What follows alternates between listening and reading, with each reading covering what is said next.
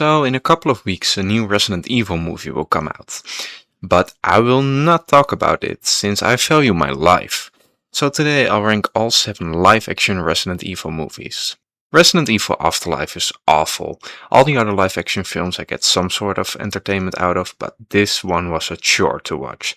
It had the elements to be great. The last movie ended with a clone army of Alice's. The movie takes 5 minutes for goofy-ass Wesker to destroy it and take away Alice her powers. Apparently this was done to make the franchise a bit more grounded, something they forgot about in the third act. It's kinda grounded when we reach the prison and we have this Dawn of the Dead ripoff, but I do not remember a single character beside Chris. It's so dumb that the movie hides that Claire's his sister for so long. Fans of the game knew this the second they heard his name. Also, they gave Claire amnesia as a reason to not have to do character development. On the other characters from Extinction, yeah, do not worry about them, they kinda forgot about them too. And then we have the finale with CGI Wesker and the CGI dogs on the boat. When we reached the boat, I thought, fuck yeah, Resident Evil Revelations, and then realized the game was not out yet. So now we have this horribly looking finale with Wesker, who just cannot die. It then looks like we're going to get a final battle, but no, the movie just ends. Retribution is the dumbest movie in the entire franchise. You can see it from the start. So first we see the boat fight backwards, then a YouTube style recap followed by the exact same boat fight but now in the correct order. It does not get much better after this, with an underwater training facility in Russia, with unrealistic big sets. The plot at least is simple, get out before it blows up. They add every character possible. Jill is back, Wesker, who's now a good guy, Ada, and a horribly acted Leon. Oh, and multiple Michelle Rodriguez clones, cause why not? Further, a little girl for Alice to protect, like in Aliens, and they steal entire scenes from this movie. We at least end with the promise of a cool battle at the White House that we never see. It is horrible, but at least so bad it's good that it's better than Afterlife. I used to really like Resident Evil Apocalypse. And yeah, it's not good actually, but it also is not as bad as people say it is. To start, I like the setting. Quarantined Raccoon City works, giving us a fun set piece. I'm surprised how a city can get this fucked up this fast. I do really like the characters and the main plot works, where different teams need to find the girl. I like the church scene and the school is fun. Now there's a lot that does not work here. Alice has become a superhero complete with over-the-top Matrix slow-mo things, and yeah, I like Goofy, but Nemesis just is too much. Also the main army guy villain, I do not even know his name. The ending is also bad, because it is so much sequel bait. That is just not a fun ending anymore. So there is fun to be had here, but not enough.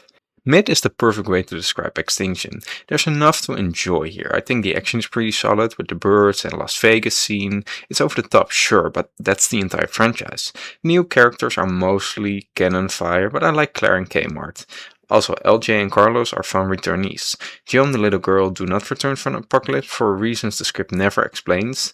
The Mad Max style works for me, and the main plotline about getting to Alaska is fine enough. Now the rest of the script is a mess. So Sean Bean tries to find a cure for the T-virus. He needs Alice her blood and tried cloning her, but that does not work. He has to track the real Alice down. Fair enough. Only problem, at the end of the last movie, he let her go without any fucking reason. The main getting to Alaska plotline is also abandoned in the third act for Alice to infiltrate the lab and fight Dr. Isaacs. It's so bad, way too much CGI, and then the movie just ends. We get a promise of a clone army that the next movie ruins, of course. Besides that, Wesker is in the movie. Do not worry, you did not miss it, you just blinked. So yeah, it has its moments, but it's not great. The final movie is fine. Listen, it's a mess. Everybody has changed sides and the plot truly is a confusing mess. Besides that, the Taken style editing makes me fucking sick. I think it by far has the most action of the franchise. In the Hive there are actually some tense scenes, the trailer adds tension and the clock works. Is it cinema? Fuck no, but if you were still on the strain after 5 movies, you will not be bothered by this. Listen, I understand the hate for Welcome to Raccoon City. They completely messed up all the characters. They are not the ones we love from the games. Raccoon City also feels really small. The characters are also really dumb. What do you mean they do not hear the helicopter crashing? Oh, and the CGI, yikes. But, I think there's enough entertainment.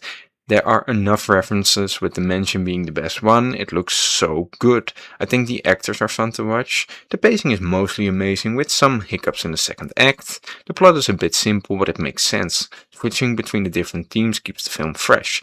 Oh, and this one actually has an ending. Most other ones on this list cannot say that. What really helps this one for me is that it is funny.